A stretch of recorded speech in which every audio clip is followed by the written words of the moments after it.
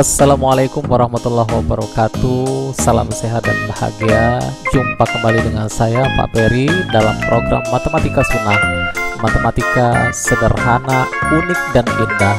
Sebuah program yang membahas tentang materi belajar matematika sekolah. Tonton videonya sampai tuntas. Jangan lupa subscribe bagi yang belum subscribe. Nyalakan juga notifikasi loncengnya agar Anda tidak ketinggalan dengan video-video terbaru dari channel ini. Dan jangan lupa like, komen, dan share. Selamat mengikuti. Siswa sekalian, pada kesempatan kali ini kita akan membahas mengenai koordinat kartesius. Dan khusus untuk saat ini kita fokus pada posisi titik terhadap sumbu X dan sumbu Y pada bidang kartesius.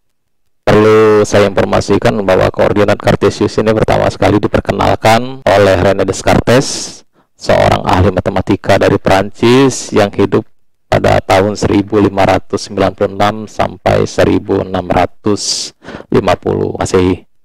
Koordinat kartesius ini digunakan untuk menentukan posisi titik atau objek pada suatu bidang. Ini representasi dari sebuah koordinat kartesius, diri dari sepasang sumbu tegak dan sumbu mendatar. Sumbu mendatar ini disebut sumbu X dan sumbu yang tegak ini dinamakan sumbu Y. Kedua sumbu ini berpotongan pada satu titik yang dinamakan titik pangkal koordinat yang merupakan acuan dalam menentukan posisi titik. Selanjutnya yang perlu anak-anak pahami bahwa yang berada di sebelah kanan dari titik pangkal ini adalah nilai-nilai satuan yang positif. Kemudian yang di sebelah kiri dari titik pangkal ini nilai-nilai negatif.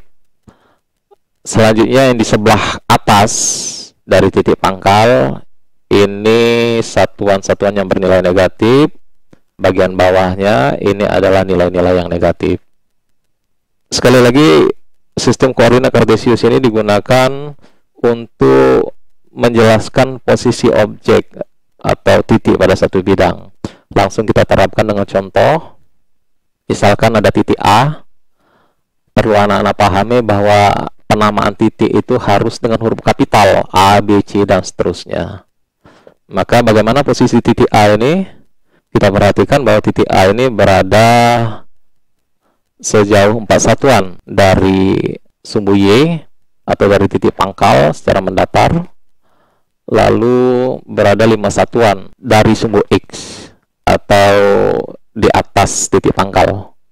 Maka di dalam sistem koordinat kartesius, koordinat titik A ini dinyatakan dalam bentuk pasangan berurutan seperti ini, 4,5. 4 ini dinamakan absis, dan 5 ini yang dinamakan dengan ordinat.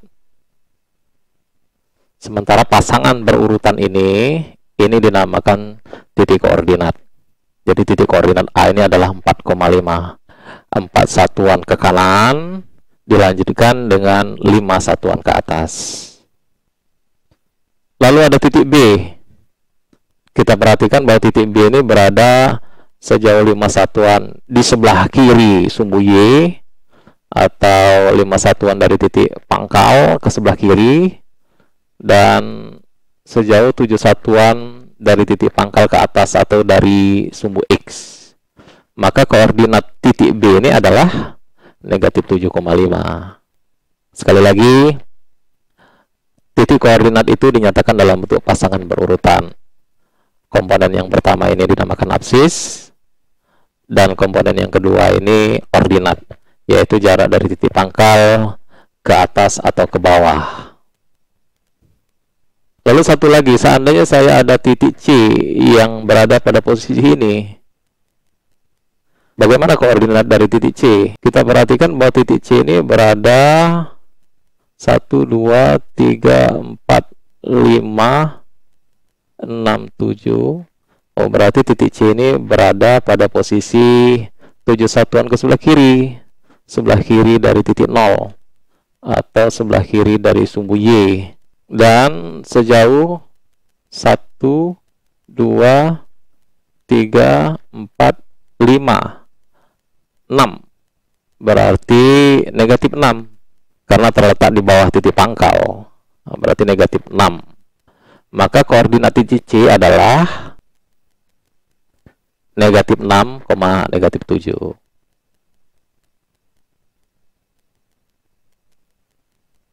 Ya, inilah koordinat titik C. Kalau kita perhatikan, bidang koordinat ini terbagi menjadi 4 daerah yang dibagi oleh sumbu koordinat. Ini kanan atas, kiri atas, selanjutnya kiri bawah, dan kanan bawah. Nah, kita pahami bahwa nilai-nilai yang di sebelah kanan dari titik pangkal ini nilai-nilai positif, dan di sebelah kiri ini adalah nilai-nilai yang negatif. Lalu yang di bagian atas nilai-nilai yang positif, dan yang di bawah titik pangkal nilai-nilai yang negatif. Ada 4 daerah. Daerah yang pertama kanan atas ini namanya kuadran pertama, kuadran kedua, kuadran 3, kuadran keempat. Lalu siswa sekalian, yang menjadi ciri khas dari kuadran ini adalah nilai-nilai positif dan negatif dari koordinat ini. Kuadran pertama, nilai-nilai koordinatnya positif, absisnya positif, ordinatnya juga positif. Pada kuadran kedua, absisnya negatif. Pada kuadran yang ketiga, koordinatnya negatif. Dan pada kuadran yang keempat, ordinatnya yang negatif. Maka, dengan memahami karakteristik dari masing-masing kuadran ini, anak-anak pasti bisa menentukan pada kuadran keberapa titik itu berada tanpa menggambarkannya. Buktikan saja dengan contoh berikut ini. Tentukan di kuadran mana posisi titik-titik berikut ini. Titik A, negatif 3,5. Lalu titik B, koordinatnya 4, negatif 6. Coba kita bahas. Titik A, koordinatnya negatif 3,5. Negatif 3,5 ini berarti nilai-nilai koordinatnya negatif, absisnya negatif, lalu ordinatnya positif.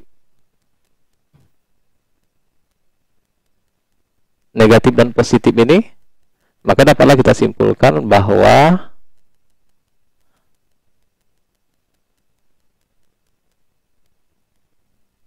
titik A ini berada pada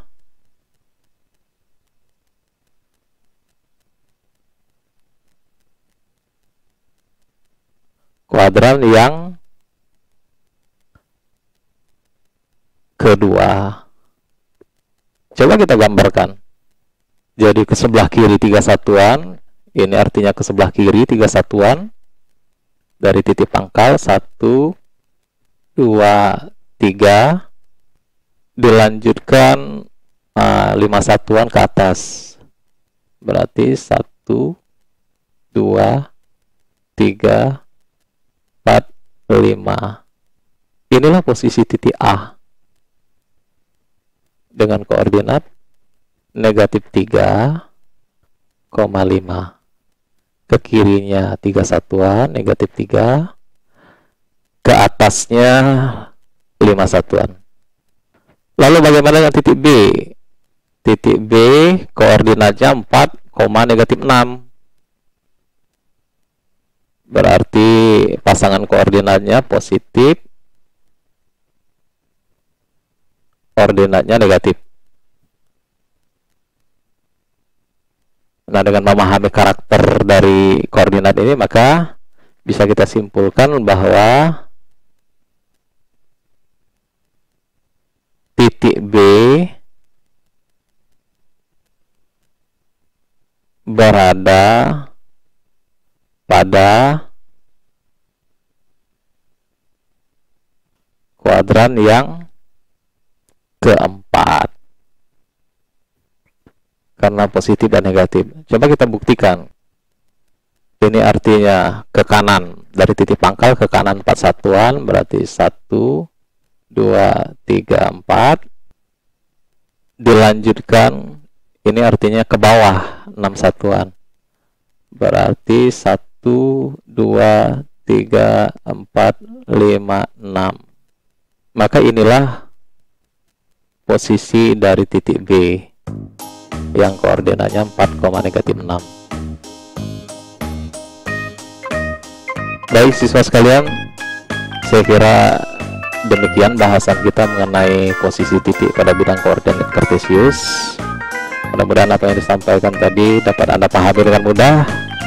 Semangat untuk belajar, yakinlah bahwa pada waktunya nanti ilmu itu akan menunjukkan manfaatnya kepada Anda. Sampai ketemu lagi pada video pembelajaran berikutnya. Saya akhiri, wassalamualaikum warahmatullahi wabarakatuh.